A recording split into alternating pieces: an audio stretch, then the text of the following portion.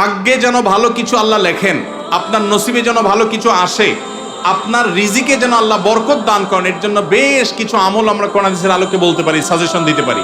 বরকত যদি চান, এক নম্বর হলো ঈমান এবং তাকওয়া লাগবে। আল্লাহ বলেছেন ওয়ালাউ আন্না আহলাল কুরআন আমানু ওয়াত্তাকাউ লাফাতাহনা আলাইহিম বারাকাতিম মিনাস সামা। যদি কোনো জনপদের লোকেরা ঈমান আনে, আল্লাহর ভয় অন্তরে লালন করে, আল্লাহ বলেছেন আসমান থেকে বরকতের সব দুয়ার খুলে দেওয়া হবে। এজন্য ভাই, ঈমান যদি থাকে, তাকওয়া যদি থাকে, গুনাহমুক্ত জীবন গড়ার সংকল্প যদি থাকে, বরকত আসবে জীবনে। নাম্বার 2, ইস্তেগফার বেশি বেশি করলে, আল্লাহ বলেছেন সূরা নূহের মধ্যে, যদি কেউ ইস্তেগফার করে, নূহ আলাইহিস সালাম তার জাতিকে বলেছেন ফাকুল তুস্তাগফিরু রাব্বাকুম ইন্নাহু কানা গাফফারা ইউরসিলিস সামাআ আলাইকুম মিদরারা ওয়া ইমদিদুকুম বিআমওয়ালিন ওয়া বানিন ওয়া ইয়াজআল লাকুম জান্নাতিন ওয়া ইয়াজআল লাকুম আনহারা। আল্লাহ নবী নূহ আলাইহিস সালাম বলেছেন, আমি আমার জাতিকে বলেছি তোমরা আল্লাহর কাছে ইস্তেগফার করো, ক্ষমা প্রার্থনা করো। বেশি বেশি ইস্তেগফার করলে আল্লাহ তাআলা রিজিকের মধ্যে বারাকা দিবেন, অভাব দূর করবেন, সম্পদে এবং সন্তানে আল্লাহ তাআলা বরকত দান করবেন। তাহলে 2 নম্বর আমল হলো ইস্তেগফার করা, রিজিকে বরকত হবে ইনশাআল্লাহ। নাম্বার 3, শুকর আদায় করা। আল্লাহ বলেছেন লা ইন শাকারতুম লা আযীদান্নাকুম। আপনি কোনো কিছু পেয়েছেন, আলহামদুলিল্লাহ বলেন, যা পাইছেন শুকর আদায় করেন, আল্লাহ নেয়ামত বাড়ায় দিবেন। নাম্বার 4, দান সাদাকা করা। আল্লাহ তাআলা বলেছেন ইয়ামহাকুল্লাহুর রিবা ওয়া ইউরবিস সাদাকাত। আল্লাহ সুদকে ধ্বংস করবেন, তবে সাদকা এবং দান এটাকে আল্লাহ তাআলা বাড়িয়ে দিবেন। এই জন্য কেউ যদি দান করে, আল্লাহ তাআলা তাকে কি দেন? বরকত দান করেন তার রিজিকে। তারপরে 5 নম্বর হলো আত্মীয়তার সম্পর্ক রক্ষা করা। নবীজি সাল্লাল্লাহু আলাইহি সাল্লাম বলেছেন মান সাররাহু আন ইউবসাতা লাহু ফি রিজকিহি আও ইউনসা লাহু ফি আসারিহি ফালিয়াসিল রাহিমা। যে ব্যক্তি চায় তার আত্মীয়তার সম্পর্কে, যে ব্যক্তি চায় তার হায়াতে বরকত হোক, তার রিজিকে বরকত হোক, সেই জন্য আত্মীয়তার সম্পর্কের সাথে সম্পর্ক ভালো রাখে, আত্মীয়দের সাথে, অর্থাৎ রক্ত সম্পর্কে আত্মীয়দের সাথে যেন সম্পর্ক কানেক্টেড রাখে, বিচ্ছিন্ন না করে, তাহলে তার রিজিকে এবং হায়াতে বরকত হবে। সর্বশেষ আরেকটা আমল বলতে চাই, সেটা হলো খাবারের ক্ষেত্রে একত্রিত হয়ে বসে খাবার খাওয়া। এই সুন্নত আমাদের সমাজ থেকে বিদায় হয়ে গেছে, আমরা অনেকে জানি না।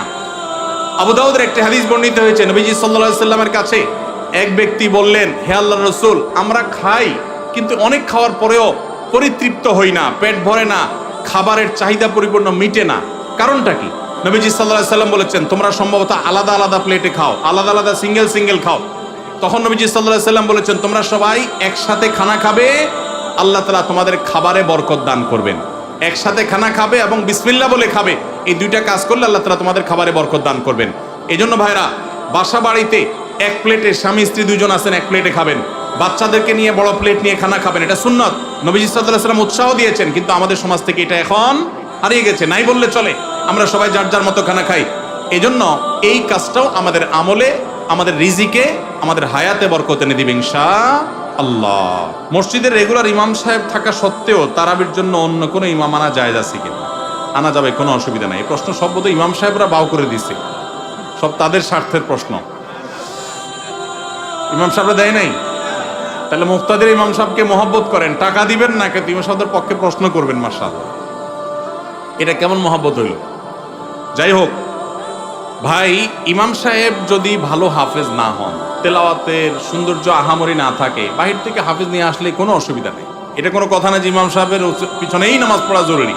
তবে হ্যাঁ, কোনো যৌক্তিক কারণ ছাড়া অনেক এলাকাতে আছে কমিটির সাথে ইমাম সাহেবের ভালো সম্পর্ক নাই, শত্রুতা করে এখন বাইরে থেকে লোক হায়ার করে আনে।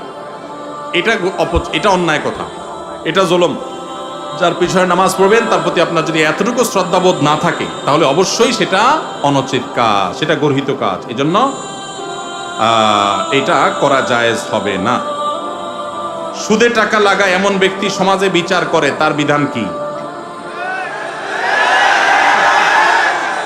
সুদে টাকা লাগায় এই রকম আসামি থাকলে তার নিজেরই তো বিচার করা উচিত, সে আবার কিসের বিচার করবে? মুসলমানদের সমাজে হারামখোররা কখনো বিচারকের আসনে বসতে পারা উচিত না। মুসলমানদের উচিত এগুলোকে সতর্ক করা, এগুলোর ব্যাপারে সতর্ক থাকা। আল্লাহ আমাদেরকে তৌফিক দান করুন। যে সমস্ত মানুষ হারামের সাথে খুল্লম খোলা সম্পর্ক, মুসলমানদের সমাজে কিভাবে তাদেরকে বিচারক হিসেবে ডাকেন? আর ভালো মানুষের কি অভাব পড়ছে এলাকা?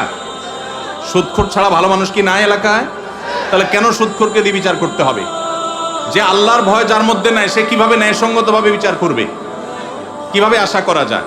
আল্লাহ আমাদের ভাইদেরকে সবাইকে হেদায়েত দান করুন। যারা সুদের কারবারে জড়িয়ে আছেন, আল্লাহর ভয়ে হারাম থেকে সরে আসুন। আমি একজন প্রাইমারি স্কুলের শিক্ষক। সকাল 9টা থেকে 4টা পর্যন্ত আমার কর্মঘণ্টা, 4:15 পর্যন্ত আমার কর্মঘণ্টা। 5 বছর বয়সী বাচ্চা থেকে শুরু করে 12 বছরের শিক্ষার্থী পড়ে। প্রতিটা ক্লাসের সময়কাল 40 মিনিট। সকালে 3-4টা ক্লাস নিলে শরীর আর চলে না। পরবর্তী ক্লাসগুলো শুরুর ক্লাসের মতো মনোযোগ দিতে পারি না। তাতে কি আমার বেতনের টাকার কোনো প্রবলেম হবে? শত শত কোমলমতি শিক্ষার্থী সামলানো অনেক কষ্টকর হয়। ভাইরা আমার, আল্লাহ কোরআনে বলেছেন, লা ইউকাল্লিফুল্লাহু নাফসান ইল্লা উসআহা। সাধ্যের বাইরে কোনো কিছু করতে আল্লাহ আমাদেরকে বাধ্য করেন নাই। এজন্য আমাদের উচিত হবে যে আমরা যারা চাকরি করব, যতক্ষণ সাধ্য থাকে ততক্ষণ আমরা মনোযোগ দিয়ে কাজ করব। আমার এনার্জি আর কুলাচ্ছে না। আগে প্রথম আইসা যেরকম করতে পারছি সকালের দিকে, দুপুরের পরে শরীরে এনার্জি একটু কমে যাবে, এটা স্বাভাবিক। এর কারণে ইনশাল্লাহ আপনি আল্লাহর কাছে পাকড়াও শিকার হবেন না। যদি আপনি ইচ্ছাকৃত গাফিলতি করেন, মোবাইল টিপাটিপি করে সময় নষ্ট করেন, বাচ্চাদের ক্লাসে দেরিতে যান, তাহলে সেজন্য আল্লাহর কাছে জব দিয়ে করা লাগবে। কিন্তু আপনার এনার্জি কমে গেছে, প্রথম ক্লাসের মতো মনোযোগ আর ধরে রাখতে পারছেন না, এর কারণে আপনি গুনাহগার হবেন না। আলহামদুলিল্লাহ, এরকম শুদ্ধ সুস্থ চিন্তা করার মানুষ যে আছে, বান্দার হক সম্পর্কে এতটা সচেতন মানুষ আছে, এটাই তো একটা সমাজের জন্য আনন্দের বিষয়। আলহামদুলিল্লাহ, সন্দেহাতীতভাবে এটা একটা সুখের সংবাদ যে একজন ভাই চাকরি করে, স্কুলে চাকরি করে তার ঠিকঠাক মতো বেতনটা হালাল হচ্ছে কিনা, তার মনোযোগ কমে যাচ্ছে, সেজন্য আল্লাহর কাছে দায়ী থাকবেন কিনা, এই যে চিন্তা মনে আসছে, এটাকেই বলে ঈমানী চেতনা। এই ঈমানী চেতনাই তো আমাদেরকে ভালো মানুষের দিকে নিয়ে যায়। আল্লাহ আমাদের ভাইকে আরো বেশি ঈমান আমল বানানোর তৌফিক দান করুন। সর্বশেষ প্রশ্ন, আইডি কার্ড ও পাসপোর্ট বানানোর কাজ করা হালাল নাকি হারাম? আইডি কার্ড বা পাসপোর্টের কাজ, অর্থাৎ কারোর আইডি কার্ড পাসপোর্ট লাগবে, সেটার জন্য কাগজপত্র রেডি করলেন, অনলাইনে ফর্ম ফিল আপ করে দিলেন, এসব কাজ টাজ করে আপনি ফি নিলেন, এটা জায়েজ আছে। কিন্তু আপনি আইডি কার্ড এবং পাসপোর্ট অবৈধ উপায়ে যেটা পাওয়ার কথা না সেটা পাওয়াই দিবেন, যেটা 10 দিনে পাওয়ার কথা সেটা 5 দিনে পাওয়াই দিবেন, এই রকম করে যদি আপনি অফিসারদের সাথে তলে তলে লিঙ্ক করে, ঘুষের লাইন করে আর ক্লায়েন্টের কাছ থেকে টাকা নেন, তাহলে সেই উপার্জন আপনার হারাম। কথা কি বুঝাতে পারছি? একটা হলো যে আপনার একটা দোকান আছে, কম্পিউটার দোকান আছে, নেট সার্ভিস আছে, আপনি অনলাইনে ফর্ম ফিল আপ করে দিলেন, কাগজপত্র আগায় জোগায় দিলেন, এটার জন্য ফি আপনি 2000 4000 আপনি নিতে পারবেন। কিন্তু আপনি ক্লায়েন্টের কাছ থেকে অতিরিক্ত টাকা নিয়ে ওই পাসপোর্ট অফিসার, এনআইডি কার্ডের ওই অফিসারে আপনি ঘুষ দিলেন, দিয়া আপনি কাজটা করে আনলেন।